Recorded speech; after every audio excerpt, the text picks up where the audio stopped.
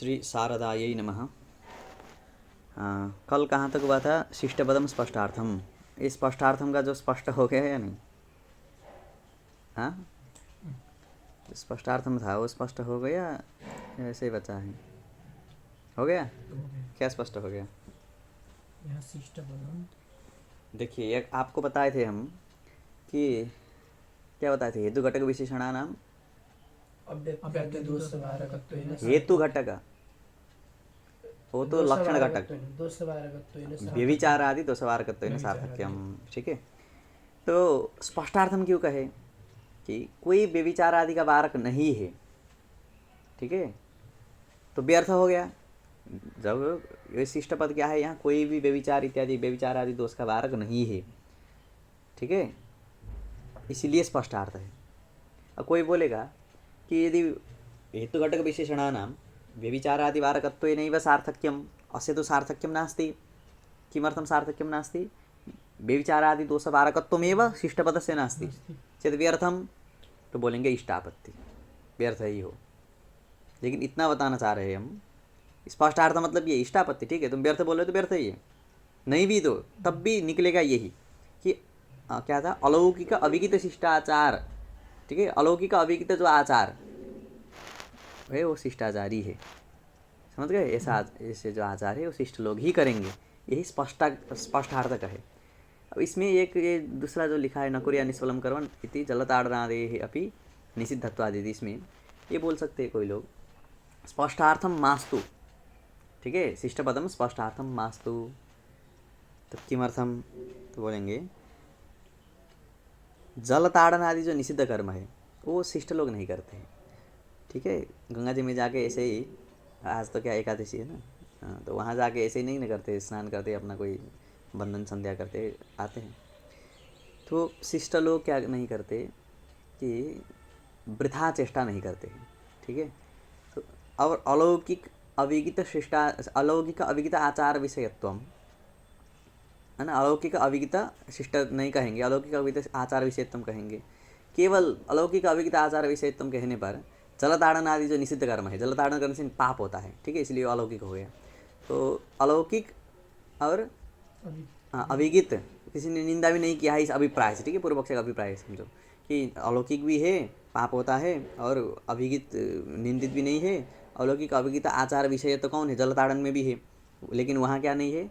वेद बोधित कर्तव्यता तो नहीं है। जलताड़न कर्तव्य वेद ने तो कहीं कहा नहीं है, इसीलिए शिष्टपद हो। जब शिष्टपद देंगे तो अलौकिक अविगित आचार विषय तो भले ही कहाँ हो, जलताड़न में हो, लेकिन अलौकिक अविगित शिष्टाचार विषय वहाँ नहीं हो सकता है, क्योंकि शिष्ट लोग ऐसा नहीं करते हैं। इसीलिए शिष्टपदम यहाँ जो जलताड़न आदि में व्यभिचार वारकत्व न सार्थक्यम कोई बोलना चाहते थे, वो भी नहीं है।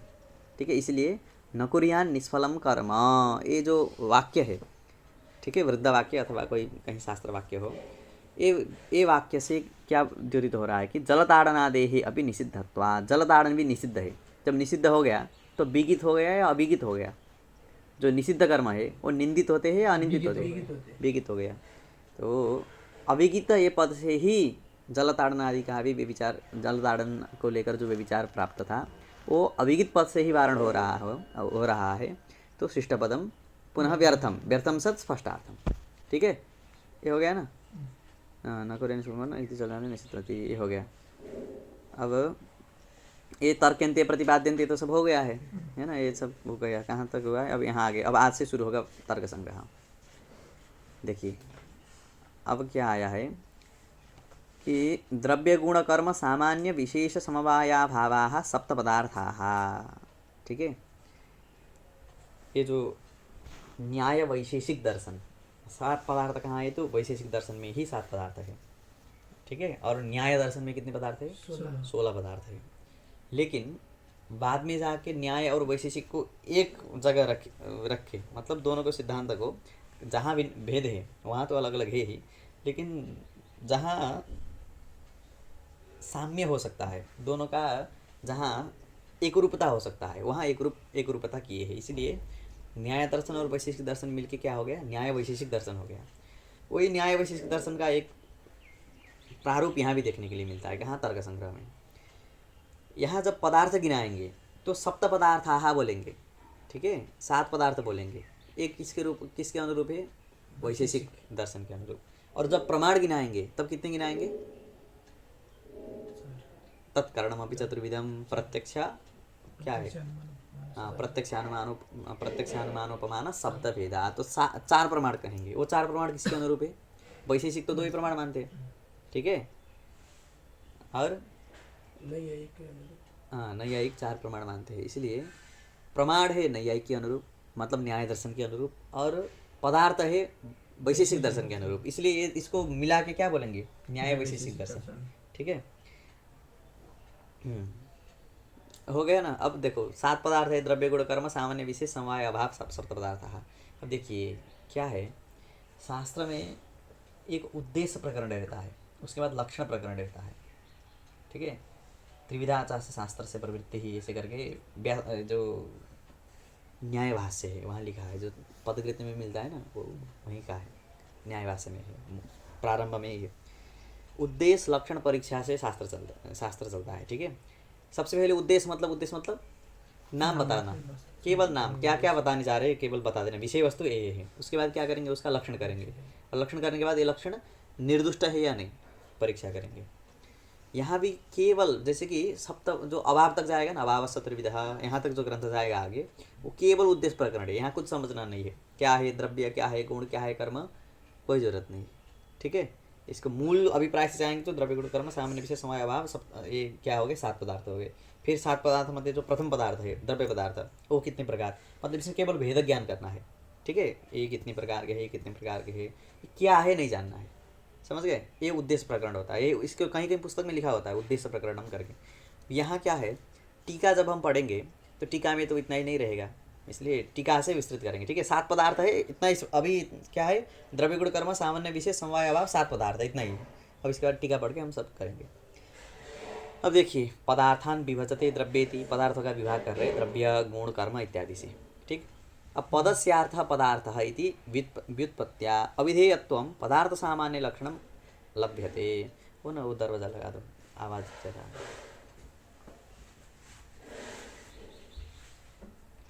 अब देखिए, पदार्थान विभजते, तो पदार्थ मतलब क्या, किसको पदार्थ कहेंगे? तो पदस्य अर्थः पदार्थः, पद का जो अर्थ है, मतलब पद से जितने भी प्रतिपाद्य है, समझ गए। पद से कोई भी ऐसा वस्तु है जो पद से प्रतिपाद्य ना हो। यदि नाम भी नहीं जानते तो इसका नाम नहीं जानते कर भी उसका प्रतिपादन कर लेंगे। इसीलिए पद से मतलब पदार्थ मतलब क्या है, जितने भी संसार में वस्तुएं हैं, ठीक है, अभाव से लेकर भाव तक, भाव से लेकर अभाव तक सब पदार्थ है, क्योंकि सब पद से प्रतिपाद्य है, सब क्या है, पद के अर्थ है। इसलिए पदस्य अर्थः पदार्थः इति व्युत्पत्त्या अविधेयत्वं पदार्थ सामान्य लक्षणं लभ्यते। अब ये अविधेयत्व मतलब क्या है? देखो, वृत्ति साहित्यादि शास्त्रों में 3 प्रकार की बताई जाती है, ठीक है। अभिधा, लक्षणा, व्यंजना। वो जो अभिधा कहते हैं ना, उसी को शक्ति कहते हैं, ठीक है। ये जो अभिधा है, इसी के इसका क्या है दूसरा नाम? शक्ति। अभिधा मतलब शक्ति। तो पद, अब पदस्य अर्थः पदार्थः, ये जो व्युत्पत्ति से अविधेयत्व कैसे लक्षण प्राप्त हो रहा है? पदस्य अर्थः पदार्थः मतलब व्युत्पत्ति से लभ्य कर रहे हैं, ठीक है। तो देखिए, पदस्य अर्थः, पदस्य अर्थः मतलब पदस्य, पद षष्ठी और अर्थ, तो बीच में षष्ठी संबंध है, तो पद का कोई संबंध होना चाहिए, किसके साथ? अर्थ के साथ। कौन सा संबंध? तो वही अभिधा रूप संबंध। अभिधा मतलब शक्ति रूप संबंध। पद का जो शक्ति संबंध है, वो शक्ति संबंध किसके साथ होता है? अर्थ के साथ होता है। तो पद का शक्ति संबंध जिसके साथ हो, ठीक है। पद पदार्थ का संबंध क्या है? शक्ति है। पद का शक्ति संबंध किसके साथ होगा? अर्थ के साथ होगा। तो पदस्य अर्थः नाम पदस्य पद अब इसको थोड़ा अभी तर्क संग्रह नहीं बोलना चाहिए, लेकिन पद कहाँ रह रहा है? अर्थ में। किस संबंध से? शक्ति संबंध से। तो प्रतियोगी कौन हो गया? पद हो गया, ठीक है। और अनुयोगी कौन हो गया? अर्थ। तो पद प्रतियोगी का अर्थानुयोगिक जो अभिधा मतलब जो शक्ति, जो संबंध, ठीक है। जहाँ ऐसा संबंध जिसका प्रतियोगी कौन हो? पद हो, और जिसका अनुयोगी कौन हो। लेकिन ये अभी नहीं बताना चाहिए ना, इतना समझो अभी कि पद से अर्थ पदार्थ केन संबंधेन, पद अर्थ में रहेगा, शक्ति संबंधेन, अभिधा संबंधेन। इसलिए अभिधा कहाँ रहा? अर्थ पद का अभिधा कहाँ रहा? अर्थ अर्थ में। में। तो अविधेय कौन हुआ? अर्थ अर्थ। तो अविधेयत्व कहाँ रहेगा? अर्थ में देखेगा। अर्थ में मतलब पदार्थ में। ठीक है, इसलिए पदार्थत्व नाम अविधेयत्व, इसलिए वाच्यत्व बोलो। ठीक है, अविधेयत्व को जगह दूसरे वाच्यत्व भी बोलते हैं। ठीक है, शक्ति संबंध से पद कहाँ रहेगा? सारे अर्थ में रहेगा। तो वो जो अर्थ क्या हो गए? वाच्य हो गए। तो वाच्यत्व पदार्थ से लक्षणम, अविधेयत्व पदार्थ से लक्षणम। ठीक, तो व्युत्पत्त्या अविधेयत्व पदार्थ सामान्य लक्षण लभ्यते। अब कहाँ आया? अब देखिए, अब प्रश्न हो गया, ननु अत्र विभागादेव सप्तत्वे सिद्धे सप्तग्रहणम व्यर्थम। ठीक है, प्रश्न सुन रहे? गिना दिए द्रव्य गुण कर्म 7 गिना दिए, तो 7 ही गिनाने के बाद सप्त तो लभ्य हो रहा है। फिर जो मूल में, ठीक है, यहाँ जो सप्त पदार्थ है क्यों कहा है? यहाँ जो सप्त कहने की क्या जरूरत है? इसी के विषय में बोल रहे हैं। ननु अत्र विभागादेव सप्तत्वे सिद्धे सप्तग्रहणम व्यर्थम, इसलिए काम ही नहीं है उसका, तो व्यर्थ हो गया। ऐसा भी नहीं बोल सकते। तो इसमें उत्तर क्या देंगे? व्यर्थमिति चेत न, व्यर्थम न। ठीक है, क्या है प्रयोजन? तो अधिक संख्या व्यवच्छेदार्थत्वात्। देखिए, 2 विद्यार्थी बोलेंगे तो 2 से अतिरिक्त विद्यार्थी नहीं है, ये तो नहीं होता है, 3-4 भी हो सकते हैं, लेकिन वस्तुतः 2 का नाम ले लिए। इसी प्रकार से सप्त पदार्थ केवल द्रव्य गुण कर्म सामान्य विशेष समवाय अभाव पदार्थ, समवाय अभावाः पदार्थाः इतना कहेंगे, तो उससे अतिरिक्त भी हो सकते हैं। ठीक है, 7 पदार्थ द्रव्य पदार्थ है या नहीं? द्रव्य गुण पदार्थ है या नहीं है? द्रव्य गुण पदार्थ है जब बोलेंगे तो द्रव्य गुण से अतिरिक्त पदार्थ नहीं है, ये बोधित होता है? नहीं होता है। इसलिए जब सप्त ग्रहण कर दिए, तो सप्त ग्रहण करने के बाद क्या हुआ? सप्त से अतिरिक्त तो नहीं है। ठीक है, सप्त पदार्थ मतलब सप्तैव इत्यर्थः। एक देखो, 2 जगह आता है ना सप्त। एक सप्त कहाँ से आ गया? कि गिनने से आ गया। एक शब्द कहाँ से आ गया? पद से ही आ गया सप्त। तो दोनों 2 सप्त हो गए, तो क्या हो गया? सप्तैव, सप्त से अतिरिक्त नहीं है, न तो न्यून है न तो अधिक है, अर्थात सप्तैव। 2 जगह सप्त आने से क्या हो गया? दार्ढ्य बोध हो गया। ये ना प्राप्ते बोलते हैं ना, न अप्राप्ते मतलब अवश्य प्राप्ते, ऐसे होता है ना, इस वजह से यहाँ भी है ये अर्थ। ठीक है, अधिक संख्या व्यवच्छेद मतलब हटाना, अधिक संख्या व्यवच्छेदार्थत्वात् सप्तग्रहणम न व्यर्थम। ठीक, अब बोल रहे फिर पूर्वक से। ठीक है, एक को उत्तर दे दिए, फिर ये उत्तर देने के बाद फिर प्रश्न कर रहे हैं। ननु अतिरिक्तः पदार्थः प्रमितो न वा। देखिए, आप जो अधिक संख्या विवच्छेद बोल रहे हो, अधिक संख्या मतलब अधिक पदार्थ नहीं है। ठीक है, 8-9 पदार्थ नहीं है, वो 8-9 कोई पदार्थ समझ ले, इसलिए 8-9 पदार्थ नहीं होते हैं। तो ये अधिक संख्या मतलब अष्टत्व संख्या, नवत्व संख्या इत्यादि के वार्ड के लिए कहा है। अब देखिए, अतिरिक्त पदार्थ मतलब 7, ये द्रव्य गुण कर्म से लेकर अभाव तक जो 7 पदार्थ है, इनसे अतिरिक्त पदार्थ प्रमित है या नहीं? प्रमित मतलब ज्ञात है या नहीं आप? ठीक है, 7 पदार्थ से अतिरिक्त पदार्थ प्रमितो न वा। ठीक है, अब इसमें 2 कोटि बना दिए, प्रमितो न वा, प्रमितः न, प्रमित है या नहीं है। यदि प्रमित है बोलेंगे, प्रमितः सप्त पदार्थातिरिक्तः कश्चन पदार्थः प्रमितः। ठीक है, 7 पदार्थ से अतिरिक्त कोई पदार्थ प्रमित है मतलब ज्ञात है, यदि ऐसा कहेंगे तो इसके लिए क्या बोल रहे हैं? प्रमितस्य। तो ठीक है, आज 2 पक्ष समझ गए ना, प्रमितः न प्रमितः। तो यदि प्रमितः चेत नाद्यः, आद्य पक्ष हो गया प्रमितः विधि कोटि वाला। तो इसके लिए बोल रहे प्रमितस्य निषेधा योगात्। यदि प्रमित है मतलब ज्ञात है, तो निषेध क्यों कर रहे हो? ठीक है, 7 पदार्थ से अतिरिक्त कोई पदार्थ है, तो पदार्थ है तो उसको गिनाना चाहिए, तो 8-9 हो गए, तो फिर सप्तग्रहणम व्यर्थम। समझ गए? अब आ गया नान्त्यः, अंत्य। अंत्य पक्ष कौन सा था? न प्रमितः, प्रमित नहीं है, तो नान्त्यः, वो अंत्य भी नहीं हो सकता है। जो आप बोल रहे हो कि प्रमित नहीं है इसीलिए शब्द ग्रहण किया, वो भी ठीक नहीं है। क्यों? प्रतियोगी प्रमितिम बिना निषेधानुपपत्ते है। जब आपको प्रतियोगी का ज्ञान है ही नहीं, 7 से अतिरिक्त है ही नहीं, ठीक है, 7 से अतिरिक्त है, 7 से अतिरिक्त कोई भी पदार्थ यदि उपलब्ध ही न हो, तो आप निषेध किसका कर रहे हो? ठीक है, निषेध किसका कर रहे हो? जैसे कि घट ले आना बोल रहे, तो पटादि पदार्थ है इसलिए घट ले आना बोलते हैं ना, 7 पदार्थ से अतिरिक्त कुछ है ही नहीं, किसका निषेध? तो इसलिए प्रतियोगी प्रमिति बिना, प्रतियोगी मतलब निषेध प्रतियोगी, 7 से अतिरिक्त का जो निषेध कर रहे हैं ना, अधिक संख्या विवच्छेद करके, विवच्छेद अर्थात निषेध, जो निषेध कर रहे हैं उसका प्रतियोगी का ज्ञान तो है नहीं आपको। प्रतियोगी प्रमिति बिना निषेध, जब प्रतियोगी ही ज्ञान नहीं है, किसका निषेध? इसलिए निषेधा अनुपपत्ते है, निषेधा अनुपपत्ते है। ठीक, इसलिए सप्तग्रहणम पुनः व्यर्थम। समझ गए? कितना बढ़िया ट्रिक लगा के पूछे हैं। जी यदि प्रमित है तो गिनाओ, निषेध क्यों कर रहे हो? प्रमिति नहीं है, ज्ञाति नहीं है, तो किसका निषेध कर रहे हो? किसका निषेध? ठीक है ना? हाँ, यदि चेत न, ठीक है, फिर इसका भी खंडन। तो फिर उत्तर दे रहे पदार्थत्वम द्रव्यादि सप्तान्यतमत्व व्याप्यम इति व्यवच्छेदार्थत्वात्। ठीक है, अब यहाँ जो व्यवच्छेद शब्द है ना, इसको निर्णय समझ लेना। व्यवच्छेद अर्थात निर्णय। अब व्यवच्छेदार्थत्वात् मतलब व्यवच्छेदो नाम क्या हो गया? निर्णय अर्थात निश्चय। ठीक है, निश्चय बोलोगे और अच्छा रहेगा। व्यवच्छेदो निश्चय, ठीक है। और व्यवच्छेदार्थ है ना, फिर तो निश्चय जो व्यवच्छेद हो गया निश्चय, सैव अर्थ, तो व्यवच्छेदार्थ, निश्चय ही अर्थ है। ठीक है, अर्थ मतलब प्रयोजन है। तो व्यवच्छेद निश्चय, निश्चय एव अर्थ व्यवच्छेदार्थ। ठीक है, तस्मात् व्यवच्छेदार्थत्वात् हो गया। तो क्या व्यवच्छेदार्थत्वात्, क्या निश्चय करा रहे हो आप? तो इसके लिए बोल रहे सप्तक ग्रहण करने के बाद ये निश्चय हो रहा है कि पदार्थत्वम, जो पदार्थत्वम मतलब जो अविधेयत्व रूप पदार्थत्व था ना, वो पदार्थत्वम द्रव्यादि सप्तान्यतमत्व व्याप्यम। अब देखिए, अभी सप्तान्यतमत्व समझाने के लिए हम लिखे हैं कुछ, अभी ठीक है मोटा मोटा बता दे रहे, फिर बाद में कुछ दिखाएंगे। तो द्रव्यादि सप्तान्यतमत्व व्याप्यम इति व्यवच्छेदार्थत्वात्। क्या व्यवच्छेद हो रहा है? तो द्रव्यादि सप्तान्यतमत्व व्याप्य। देखिए यहाँ क्या क्या आया है। एक द्रव्यादि है, ठीक है, वो द्रव्यादि से तो किसी को है नहीं, द्रव्यादि तो सब समझ जाते हैं। एक सप्त है, द्रव्यादि शब्द मतलब द्रव्य गुण कर्म सामने विशेष समवाय अभाव सप्त। इसके बाद जो आया है अन्यतमत्वम, ठीक है, अन्यतमत्व व्याप्यम या है ना। इसमें सबसे पहले क्या समझना है कि अन्यतमत्वम नाम किम।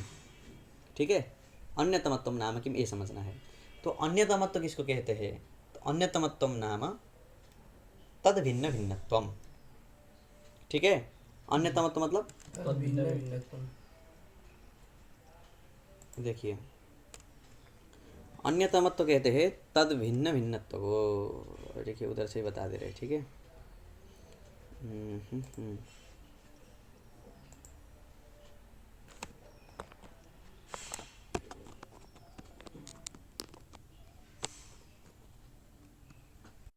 अब देखिए कहाँ गया अन्यतमत्व, यहाँ। अब जो अन्यतमत्व जो आया है ना, यहाँ द्रव्यादि सप्तान्यतमत्वम आया है। इसमें सबसे पहले क्या समझना है? अन्यतमत्वम नाम भिन्न भिन्नत्वम, तद भिन्न भिन्नत्वम अर्थात भिन्न भिन्नत्वम। अन्यतमत्व मतलब भिन्न भिन्नत्वम। इस भिन्न भिन्नत्व मतलब क्या है?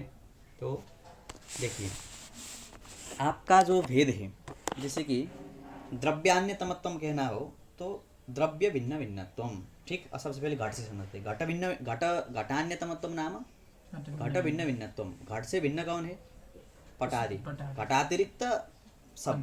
ठीक है, ऐसे घटातिरिक्त सब, उससे भिन्न कौन है? घटातिरिक्त पूरे जो घटातिरिक्त जो जगत है उससे भिन्न कौन है? पुनः घट। ठीक है, इसी को बोलते हैं अन्यतमत्वम। तो द्रव्यादि सप्तान्यतमत्वम नाम फलितः क्या आएगा? द्रव्यादि सप्त ही आएंगे। मतलब द्रव्यादि सप्त से अतिरिक्त, द्रव्यादि सप्त से अतिरिक्त हो गया कुछ, और उससे अतिरिक्त कौन हो गया? द्रव्यादि सप्त। मतलब इतना समझो कि घट, देखो तो कोई है ही नहीं ना द्रव्यादि से अतिरिक्त। इसीलिए द्रव्यादि सप्तान्यतमत्वम कैसे कह रहे हैं, यही बोलना है।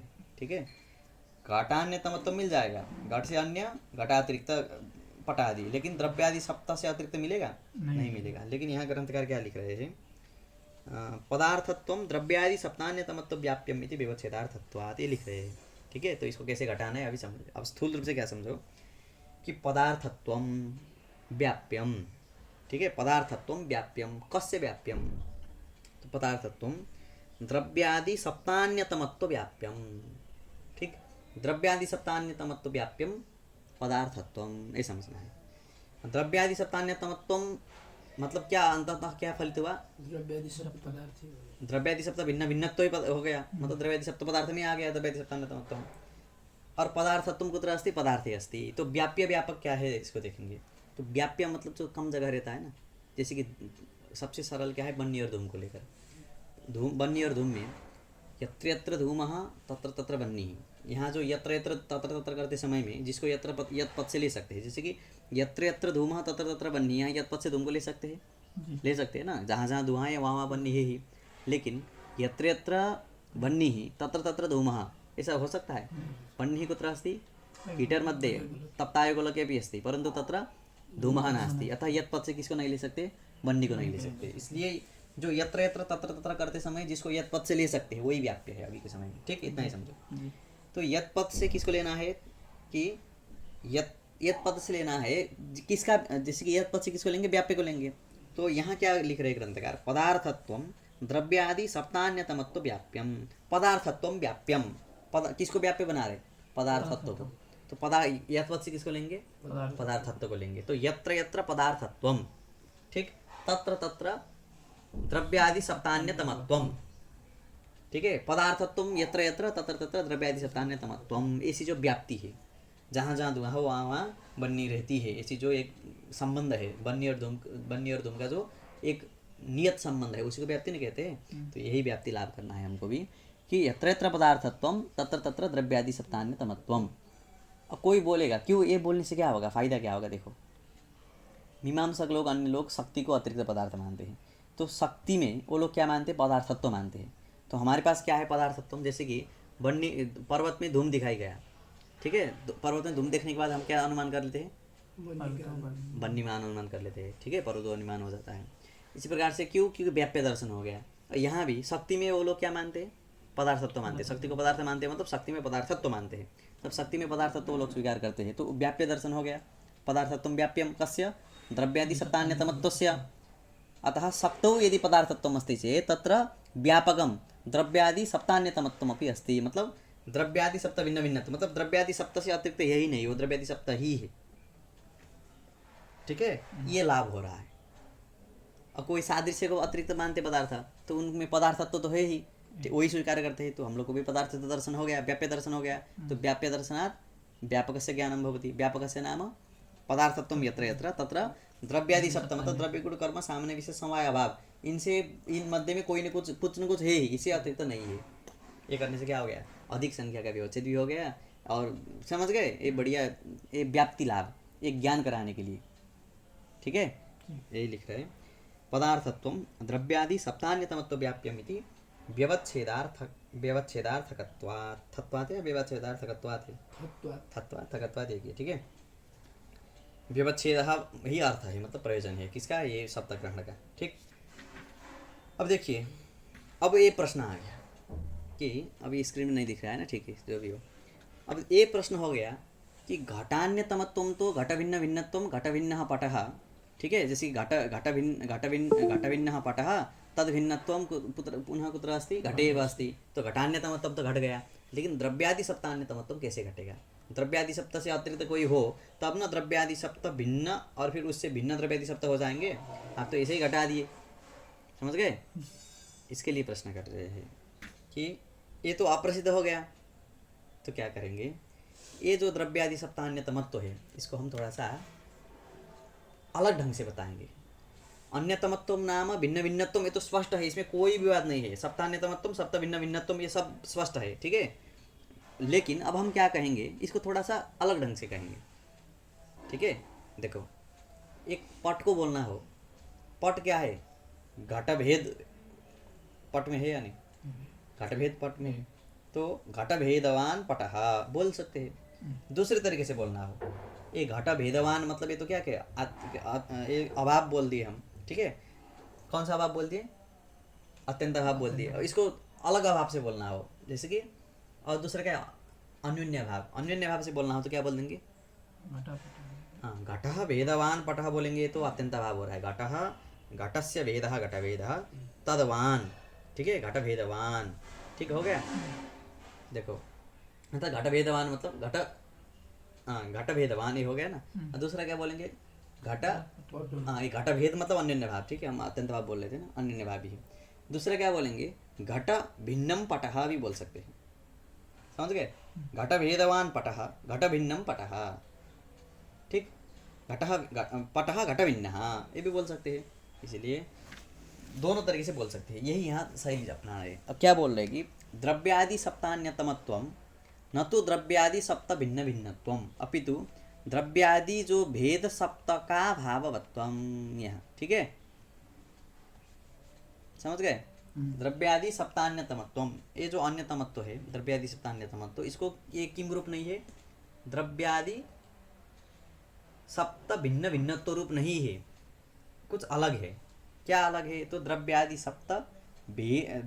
भेद सप्त का भाववत्वम, ये है। समझे? अब ये क्या है समझो, इसमें कोई कठिनाई नहीं है। देखो, द्रव्यादि सप्त भेद लेना है। द्रव्यादि सप्त भेद मतलब द्रव्य भेद, गुण भेद करके 7 भेद। ठीक है, द्रव्य 7 पदार्थ है। तो जैसे कि यहाँ दिखा रहे, एक हो गया द्रव्य, गुण कर्म ये सब है, इसमें सप्त भेद लेना है। तो एक हो गया ए में लिखे द्रव्य भेद, ठीक है, ऐसे करके लिखेंगे तो दूसरा, ठीक है, द्रव्य भेद, गुण भेद, कर्म भेद ऐसे होगा। तो द्रव्य भेद कहाँ रहेगा? कहाँ रहेगा द्रव्य भेद? द्रव्य से भिन्न कौन कौन है? गुणादि में। जो द्रव्य भेद रहेगा कहाँ? अन्यसु, मतलब द्रव्यातिरिक्त 2 से 7 तक, मतलब जो 2 गुण है उससे 7 अभाव तक। ठीक है, अभाव आहा लिखते नहीं, अभाव ही लिखना चाहिए था। ठीक, तो द्रव्य ये हो गया। तो द्रव्य भेद कहाँ रहा? गुणादि में। और इसका जो अभाव, द्रव्यादि क्या था वहाँ? द्रव्यादि भेद सप्तक का भावत्व था ना। द्रव्यादि भेद सप्तक मतलब द्रव्य भेद, गुण भेद, कर्म भेद, सामान्य भेद, ऐसे करके 7 भेद। ये सप्तक भेद का अभाव कहाँ रहेगा? 7 भेद का अभाव कहाँ रहेगा ये देखना है। अब देखिए, सबसे पहले एक एक का देखेंगे। द्रव्य भेद कहाँ रहा? गुणादि में। ठीक, द्रव्य भेद गुणादि में। और द्रव्य भेद का अभाव कहाँ रहा? द्रव्य भेद गुणादि में रहा, तो कहाँ नहीं रहेगा द्रव्य भेद? स्वयं द्रव्य में नहीं रहेगा। तो द्रव्य भेदाभाव कहाँ रहा? द्रव्य में। अब देखिए, उसी प्रकार से गुण में देखेंगे। गुण भेद कहाँ रहेगा? गुण को छोड़कर, ऐसे नहीं बोलो कहाँ रहेगा गिनाओ मत, गुण को छोड़कर अन्यत्र, गुण को छोड़कर अन्यत्र रहेगा। तो उसका कहाँ नहीं रहेगा? हाँ, तो गुणे गुण भेद, गुण में नहीं रहेगा, तो गुण में क्या रहेगा? गुण भेदाभाव रहेगा। गुण भेद गुणातिरिक्त गुण भेद से अभाव। ठीक है, द्रव्य भेद यत्र नास्ति तत्रैव द्रव्य भेदाभाव। उसी प्रकार से गुण भेद यत्र नास्ति, गुण का भेद कहाँ नहीं है? बोलो, गुण का भेद कहाँ नहीं है? गुण में ही नहीं है। गुण का भेद कहाँ है? गुण से अतिरिक्त में है, इसीलिए गुण भेदाभाव गुणे। अब इसी प्रकार से कर्म भेद कहाँ रहेगा? कर्म से अतिरिक्त में रहेगा। कर्म भेद कहाँ नहीं रहेगा? स्वयं कर्म में। तो कर्म भेदाभाव कुत्र? इसी प्रकार से द्रव्य भेदाभाव, गुण भेदाभाव, कर्म भेदाभाव, ये जो 7 भेद है, द्रव्य भेद, गुण भेद, कर्म भेद, सामान्य भेद, ठीक है, विशेष भेद, समवाय भेद, अभाव भेद, ये जो 7 भेद है, 7 भेद का अभाव कहाँ रहेगा? प्रत्येक में। द्रव्य भेद का अभाव द्रव्य में, अतिरिक्त में रहेगा कहीं? नहीं रहेगा। भले ही द्रव्यादि सप्त भिन्न भिन्न तो अप्रसिद्ध हो, लेकिन द्रव्यादि सप्त जो भेद है, द्रव्य भेद, गुण भेद, उसका अभाव तो प्रसिद्ध हो रहा है। कहाँ कहाँ प्रसिद्ध हो रहा है? स्वयं में। द्रव्य भेद कहाँ? द्रव्य में। ठीक है, द्रव्य भेद का अभाव, द्रव्य भेद नहीं बोलना चाहिए, द्रव्य भेद का अभाव द्रव्य में, गुण भेद का अभाव गुण में, इसी करके प्रसिद्ध हो जाएगा। इसीलिए अप्रसिद्धम, द्रव्यादि सप्त भिन्न ही अप्रसिद्ध है। तो द्रव्यादि सप्त भिन्न भिन्न तो रूप जो अन्यतमत्व है वो कैसे प्रसिद्ध होगा? ये यह समझे ठीक नहीं है। ठीक, समझ गए?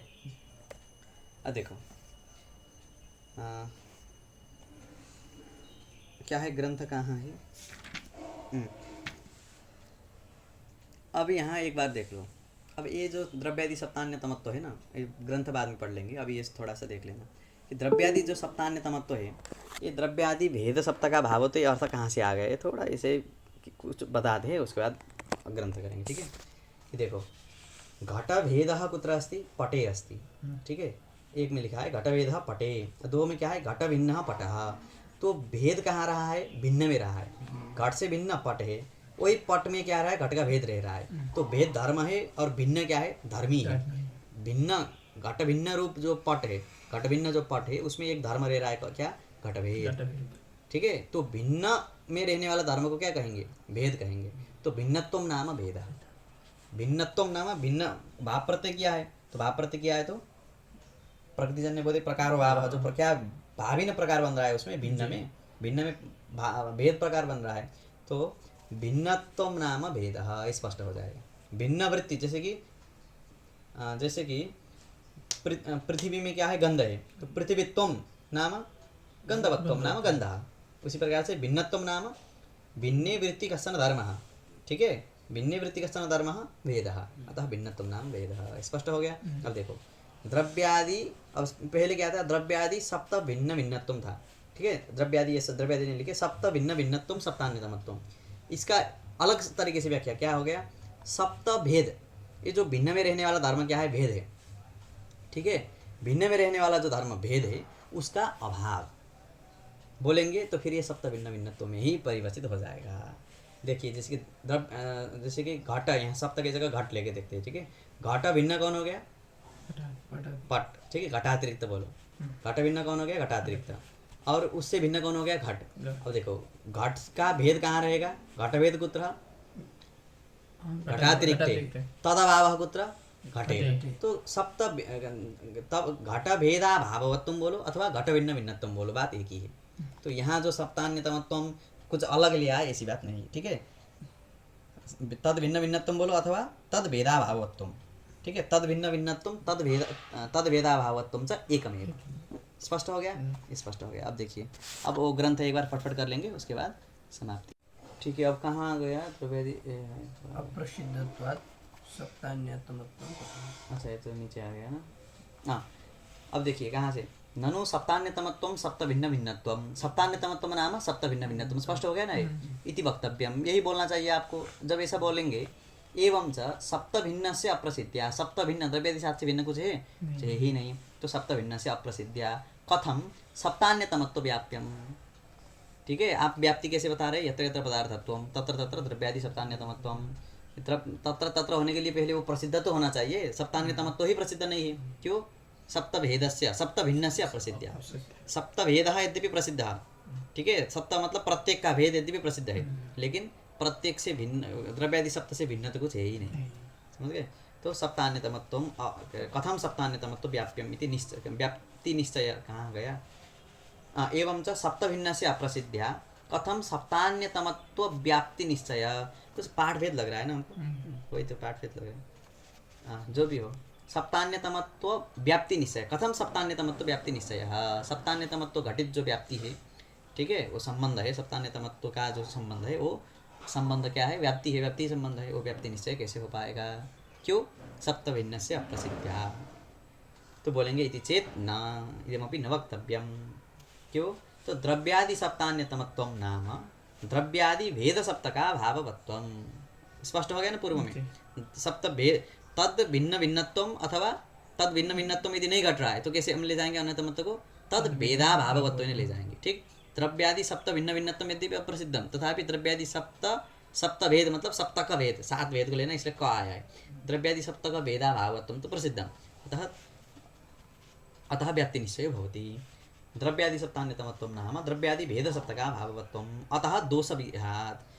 ये हम जो पढ़े थे उसमें ऐसा है, अतः दोष विरहात, ऐसे ऐसे सब यही है क्या, नहीं है ना। एवं अग्रे भी द्रष्टव्यम, इसी प्रकार से अग्रे भी मतलब बाद में तो ऐसा है नहीं, बाद में क्या आएगा, ये सब आएगा नहीं। क्यों, जैसे कि जब ये क्या आएगा, नवद्रव्याणि आएगा ना, वहाँ तो नवद्रव्य से अतिरिक्त गुणादि प्रसिद्ध हो जाएंगे ना, यही दिक्कत है। ठीक है, वहाँ नवद्रव्य किसके लिए किस लिए है, अधिक संख्या व्यवच्छेदार्थत्वात्, अथवा पृथिव्यादि जो कितने हैं द्रव्य, पृथिव्यादि जो है ना द्रव्य, नवद्रव्य, पृथ्वी नवद्रव्य, ये क्या है कि यत्र यत्र द्रव्यत्वं तत्र तत्र पृथिव्यान्यतमत्वम् इति व्यवच्छेदार्थत्वात्, ऐसे करके कहेंगे। वहाँ सप्त भिन्न भिन्नत्व कहने पर भी कोई दिक्कत नहीं, क्योंकि सप्त वहाँ जो नव भिन्न क्या है, गुणादि है, गुण कर्म सब मिल जाए।